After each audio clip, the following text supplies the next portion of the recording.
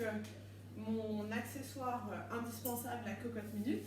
Donc si vous avez des poids, vous pouvez troquer la cocotte minute par des poids. Pour ceux où vous êtes plutôt sur un milieu de rééducation ou alors sur les 2 premiers exercices, vous avez déjà un petit peu de douleur. Donc je rappelle, on ne dépasse jamais une douleur de 2-3 sur 10. Vous pouvez le faire le même exercice sans les mains en l'air, puis donc première étape comme ceci. Donc on va monter sur pointe de pied et on va décomposer la course. Je repasse. Hop, et on reste sur la pointe de pied. Hop.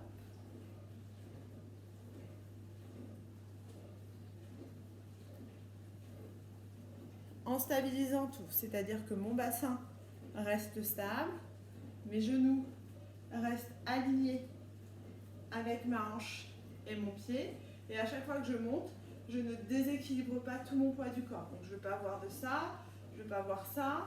Vraiment, le bassin, vous imaginez, c'est une ligne droite. Hop. Donc, dans un premier temps, vous pouvez le faire simplement comme ça, sans poids. Puis, vous pouvez le faire en étant le plus haut possible. Et on redécompose. Essayez de bien tirer les orteils vers vous quand vous passez les pieds.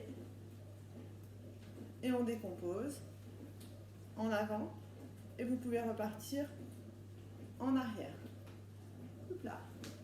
Si vous faites les 3 étapes, je vous invite à faire 3 passages, 3 allers-retours. Si vous choisissez de faire que la dernière étape, je vous invite à faire 6 allers-retours.